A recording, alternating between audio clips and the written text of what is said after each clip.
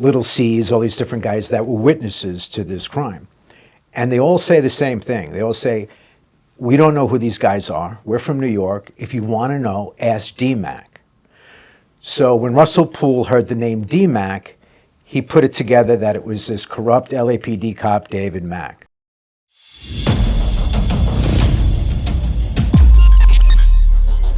I wanted to get into that. What do you think of Zip's connection to KFD and obviously his connection to the Tupac murder? You know, I have a lot of problems with that case. It's a crazy case.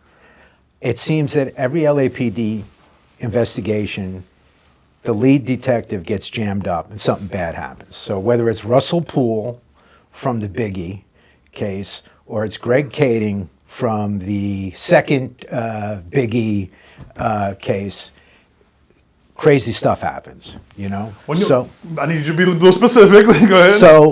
So with the first case, you know, Russell Poole, I guess the guy, I don't know if he was a little crazy, if he was a big drinker. There's different rumors, and I don't know if they're true or not. But I do know he up and quit the job 1 year before his retirement. And he writes a book, and he does all these different things. If you really cared about the case, why would you leave? Why not just put it to the side? Everyone's giving you heat saying, we don't think what you're looking at is true, or we don't think you have any evidence to go forward. Put it to the side. It's a cold case now. We'll get back to it. And cold cases have, you know, time brings about information. People lose their fear, or people now need a favor.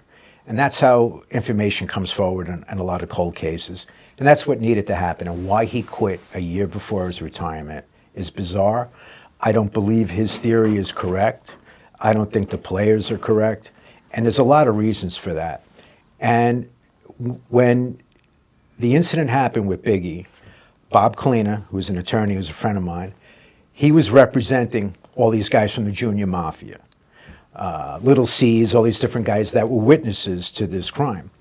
And they all say the same thing. They all say, we don't know who these guys are. We're from New York. If you want to know, ask dmac. So when Russell Poole heard the name dmac, he put it together that it was this corrupt LAPD cop, David Mack. So years later, I have another source who used to drive Puffy and used to do all different things with all these players out there. And I said, what do you think of that whole thing, you know, with Biggie's death and this guy dmac? And he goes, I go, you know, he's dead now. So he goes, dmac's not dead. I go, what are you talking about? He goes, you know, dmac that hangs out with Puffy, and then when I come out here, oh, his name is Darius Rogers. He's got a chicken store on La Cienega Boulevard. dmac right there, you know. That's Oh, they call me the Van Reaper. I creep through the night. I go, what? He was like, yeah. So anyway, so I ended up giving that information to Kading and his crew. And so now at least you could say, well, this is why the dmac thing doesn't make any sense. Now there's other reasons why Russell Poole thought dmac might be involved. His association with guys from Death Row and all that kind of stuff. But why didn't anybody follow up on who the real dmac was, who they were referring to? So sometimes, you know, you get tunnel vision and you don't see the whole picture. Now in this case, in Kading's case, they go, basically the case is already solved. Everybody knows who the trigger man was. And the Compton cops knew who it was. Everybody knew. So now they say, all right, well, let's go after KFD. We'll build a case on him, and then we'll make him flip. So they build a case on him. They have enough to make him flip. He would have got 20, 30 years in jail. Let's say they gave him a cooperation agreement, and he admits his involvement in the whole incident. Then he could have got some court consideration and be done with it. Instead, they don't arrest him.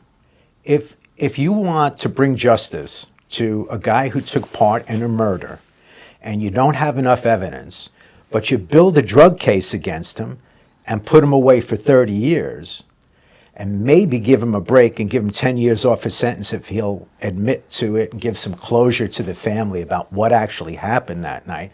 That's the case. Why they walked away from prosecuting him is insane.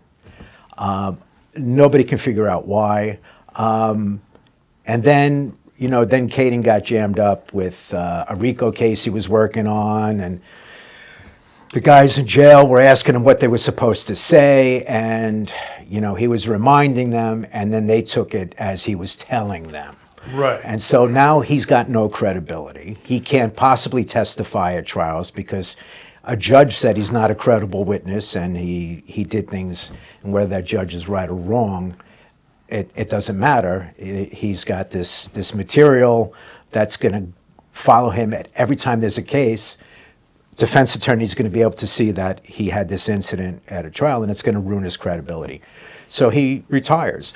But what shocked everybody is that when he retired, he threw Keefe D onto the bus and told the whole story about how they solved the case, writes a book, gets involved with TV, and so there's guys I know out there, the Compton gang guys, the guys Mike Cowett from the LA Sheriffs. Those guys were street guys that were out there pounding the pavement back when things were bad out there. And those guys knew who did it all along, and you never hear their names. Never hear anything about them.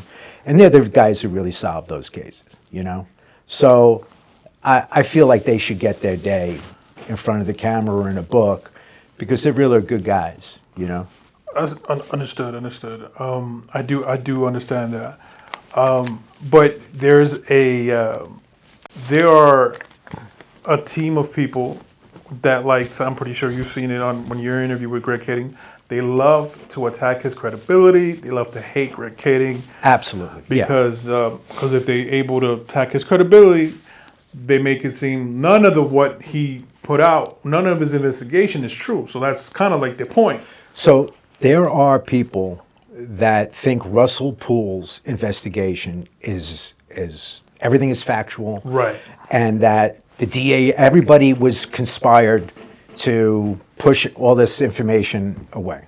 Well, if he had probable cause to make an arrest, it would have been done. What was he lacking in his case that would have helped him make an arrest or get a prosecution? What's missing from that? And there's a lot missing from it.